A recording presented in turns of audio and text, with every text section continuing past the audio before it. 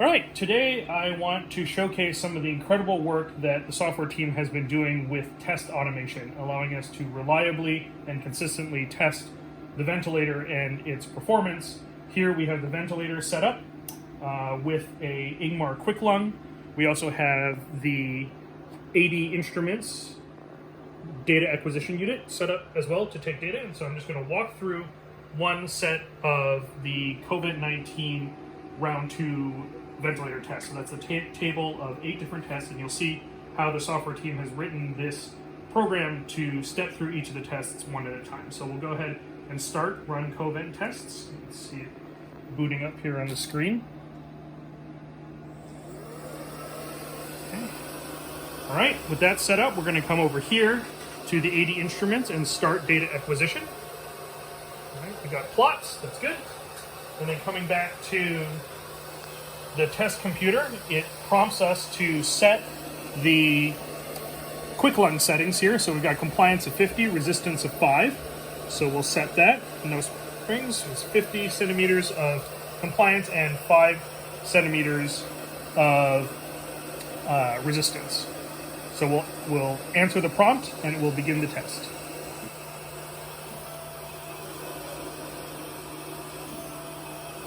And this program also automatically captures the ventilator data and formats and stores it as well.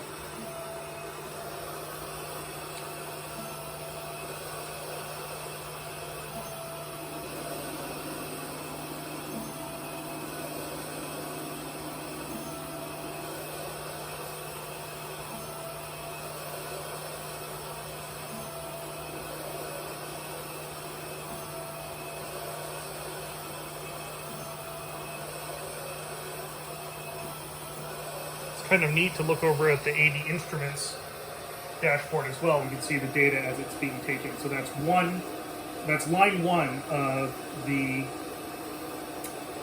ventilator tests under pressure control mode. So if we come back here, after each line is done, it will prompt the user to change the settings on the test lung.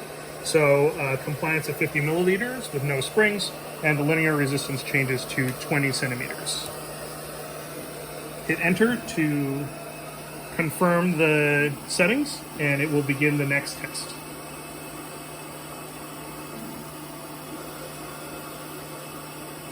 And the great thing about this is that it runs the test and it stores the data in a consistent way every time so that the data can be easily compared as we tune the performance of the ventilator.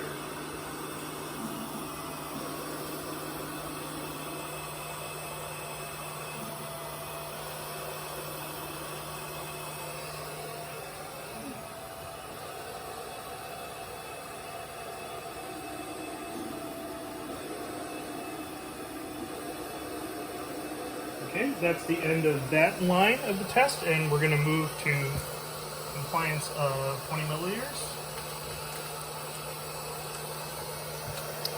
And a linear resistance of 5 centimeters. We have pressure sensor hooked up here, and then if we look behind the computer, we can see also the AD instruments pneumotachograph measuring flow in and out of the test line. Now, because everything has to be laid out on the table here, there's a bit of a tortuous path of the tubing. What you can see, you have the inhale limb of the ventilator going to the patient T, then it passes through the pneumotachograph and then goes to the test lung. The exhale gas comes back out through the pneumotachograph and back to the T, where it returns on the exhale limb back to the ventilator to our exhale control valve. Okay, that's line 2 and line 3, and we're going to move to line 4.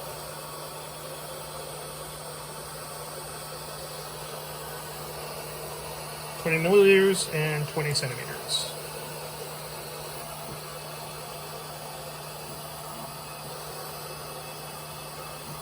So you can see it does a history of the test. It lists out all of the settings of each of the tests.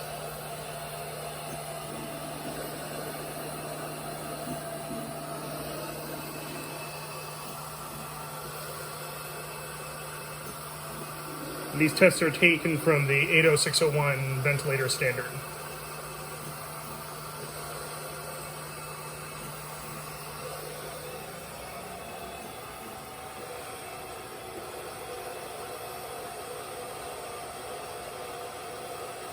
Okay, we're moving on to test number 5. Compliance of 20, linear resistance of 20, no changes, so we'll hit enter and go to the next, start this line of the test.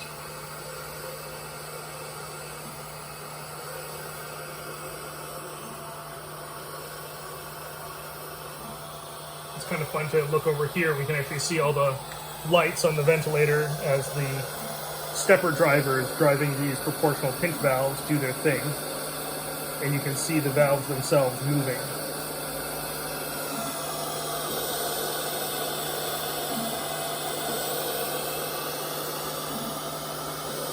We're about to finish test number 5 here and move on to test line 6.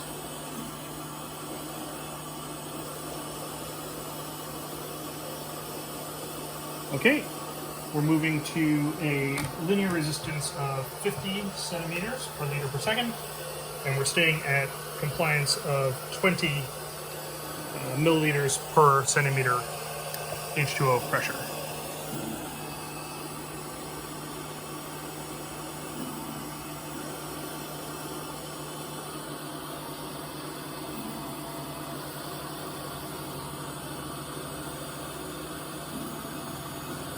So over the next few days, we'll be running a number of these tests as we capture the performance of the ventilator and tune its control parameters.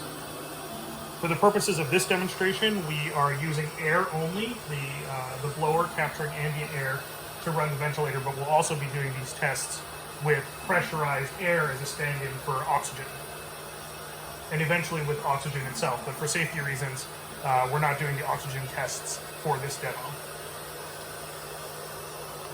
Okay, moving on to test number 7, brings us to a compliance of 10 milliliters per centimeter of water.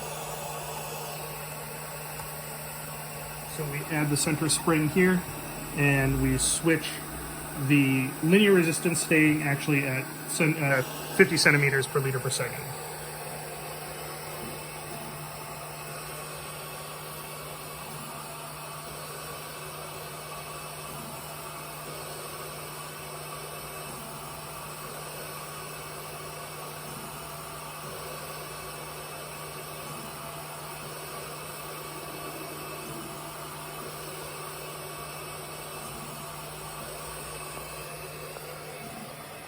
On the 80 instruments test panel, you can see it capturing the pressure and the flow in the top 2 lines, and then under that are the calculated values. So we see the breath rate being computed, the max flow, and pressure limits, minimum and maximum, as well as volume. Finally, we come to the last test, test line 8, staying at a compliance of 10 milliliters per centimeter of water. And the test line asks for a 10 centimeter per liter per second resistance, but because the test line doesn't have that setting, we're going to do this one at 20. And we'll begin the last test now.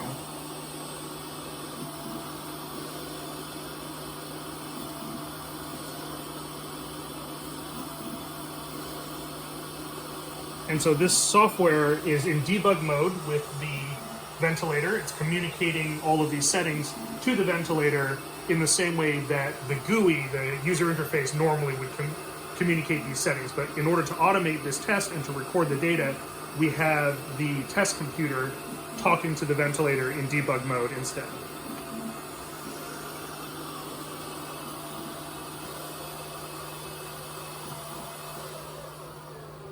Okay, and now that the tests are done, we can go ahead and review the data. The data gets saved in the folder that was specified at the beginning of the test. And we can come through, we have both recorded data and images, plots from each of the runs. And so here we can step through. We see this is test number 1, test line 1, pressure, volume, and the control set point are seen here. And you can see in blue the control set point and the pressure following that set point. And then the volume estimation which operates by integrating the flow data that we get from the ventilator's own flow sensors. The 80 instruments data as well captures its own flow estimation. Stepping through, we can see each of the tests. Here's test 1, test 2, and test 3, each of the parameters with their different PEEP and PIP and breath rate settings, and our performance traces. And that all looks very good. That's it. Absolutely excellent job by the software team, and this definitely makes all of our work easier with all of the testing that we're going to be doing, and getting consistent test data is absolutely crucial to produce a good ventilator. Thank you very much.